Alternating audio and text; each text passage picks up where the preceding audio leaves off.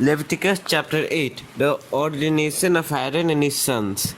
The Lord said to Moses, Bring Aaron and his sons, their garments, the anointing oil, the bull for the sin offering, the two rams, and the basket containing bread made without yeast, and gather the entire assembly at the entrance to the tent of meeting. Moses did as the Lord commanded him, and the assembly gathered at the entrance to the tent of meeting. Moses said to the assembly, This is what the Lord has commanded to be done. Then Moses brought Aaron and his sons forward and washed them with water. He put the tunic on Aaron, tied the sash around him, clothed him with the robe, and put the ephod on him. He also fastened the ephod with a decorative waistband which he tied around him. He placed the breastpiece on him and put the Urim and the Thummim in the breastpiece. Then he placed the turban on Aaron's head and set the gold plate, the sacred emblem, on the front of it, as the Lord commanded Moses. Then Moses took the anointing oil and anointed the tabernacle and everything in it, and so consecrated them. He sprinkled some of the oil on the altar 7 times, anointing the altar and all its utensils and the basin with its stand to consecrate them. He poured some of the anointing oil on Aaron's head and anointed him to consecrate him. Then he brought Aaron's sons forward, put tunics on them, tied sashes around them, and fastened caps on them as the Lord commanded Moses. He then presented the bull for the sin offering, and Aaron and his sons laid their hands on his head. Moses slaughtered the bull and took some of the blood, and with his finger he put it all on the horns of the altar to purify the altar. He poured out the rest of the blood at the base of the altar, so he consecrated it to make atonement for it. Moses also took all the fat around the internal organs, the long lobe of the liver, and both kidneys and their fat, and burned it on the altar. But the bull with its hide and its flesh and its intestines he burned up outside the camp as the Lord commanded Moses. He then presented the ram for the burnt offering, and Aaron and his sons laid their hands on his head. Then Moses slaughtered the ram and splashed the blood against the sides of the altar. He cut the ram into pieces and burned the head, the pieces, and the fat. He washed the internal organs and the legs with water and burnt the whole ram on the altar. It was a burnt offering, a pleasing aroma, a food offering presented to the Lord as the Lord commanded Moses. He then presented the other ram, the ram for the ordination, and Aaron and his sons laid their hands on its head. Moses slaughtered the ram and took some of its blood and put it on the lobe of Aaron's right ear, on the thumb of his right hand, on the big toe of his right foot. Moses also brought Aaron's sons forward and put some of the blood on the lobes of their right ears, on the thumbs of their right hands, and on the big toes of their right feet. Then he splashed blood against the sides of the altar. After that, he took the fat tail, all the fat around the internal organs, the long lobe of the liver, both kidneys and their fat, and the right thigh. And from the basket of bread made without yeast, which was before the Lord, he took one thick loaf with olive oil mixed in, and one thin loaf, and he put this on the fat portions and on the right thigh. He put all this in the hands of Aaron and his sons, and they waved them before the Lord as a wave offering. Then Moses took them from their hands and burned them on the altar on top of the burnt offering as an ordination offering, a pleasing aroma, a food offering presented to the Lord. Moses also took the breast, which was his share of the ordination ram, and waved it before the Lord as a wave offering, as the Lord commanded Moses. Then Moses took some of the anointing oil and some of the blood from the altar and sprinkled them on Aaron and his garments, and on his sons and their garments. So he consecrated Aaron and his garments, and his sons and their garments. Moses then said to Aaron and his sons, Cook the meat at the entrance to the tent of meeting and eat it there with the bread from the basket of ordination offerings, as I was commanded. Aaron and his sons are to eat it. Then burn up the rest of the meat and the bread. Do not leave the entrance to the tent of meeting for 7 days until the days of your ordination are completed. For your ordination will last 7 days. What has been done today was commanded by the Lord to make atonement for you. You must stay at the entrance to the tent of meeting day and night for 7 days and do what the Lord requires. So you will not die, for that is what I have been commanded. So Aaron and his sons did everything the Lord commanded through Moses. Leviticus chapter 9. The priests begin their ministry. On the 8th day, Moses summoned Aaron and his sons and the elders of Israel. He said to Aaron, "Take a bull calf for your sin offering and a ram for your burnt offering, both without defect, and present them before the Lord.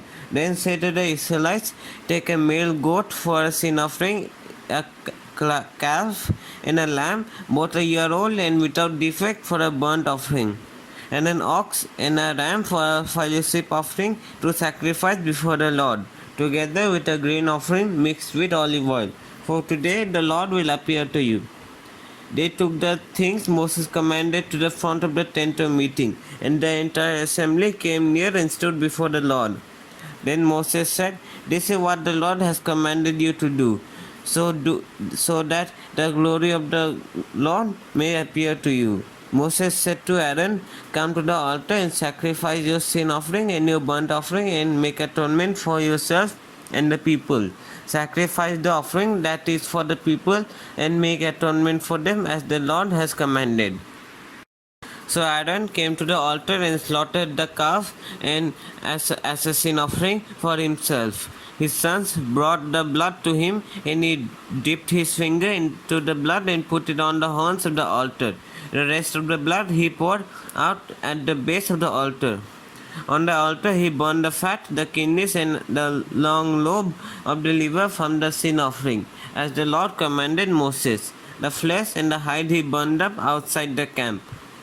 Then he slaughtered the burnt offering. His sons handed him the blood, and he splashed it against the sides of the altar.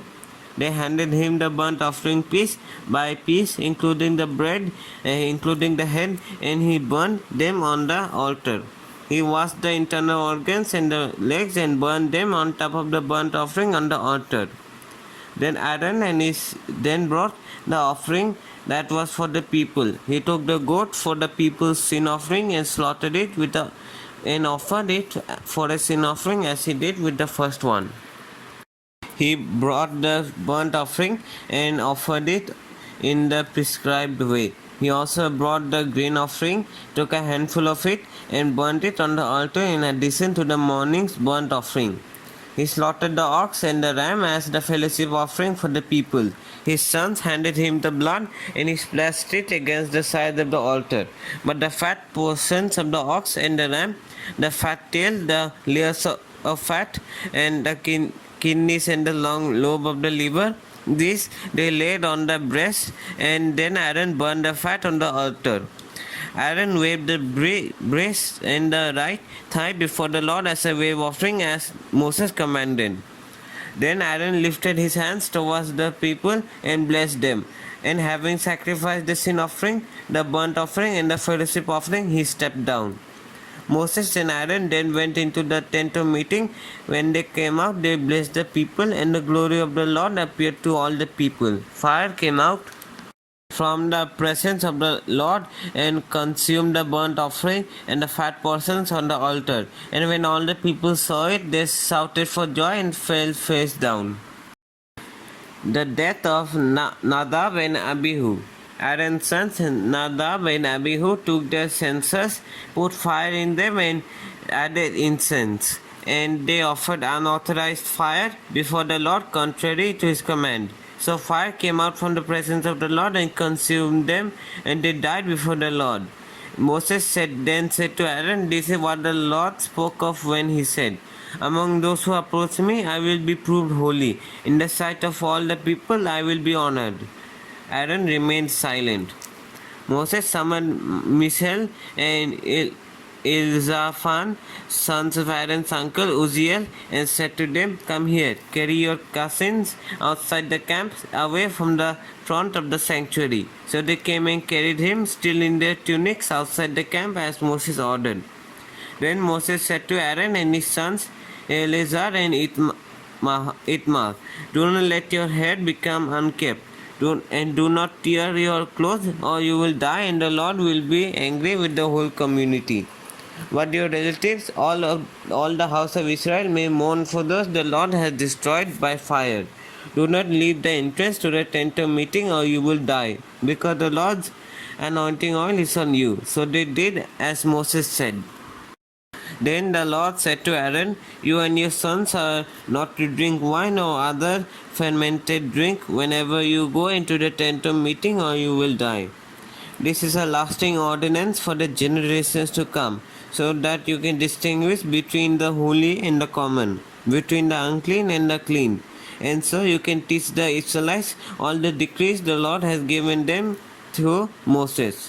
Moses said to Aaron and his remaining sons, Eleazar and Itmar, "Take a grain offering left over from the food offerings prepared without yeast and presented to the Lord, and eat it beside the altar, for it is most holy.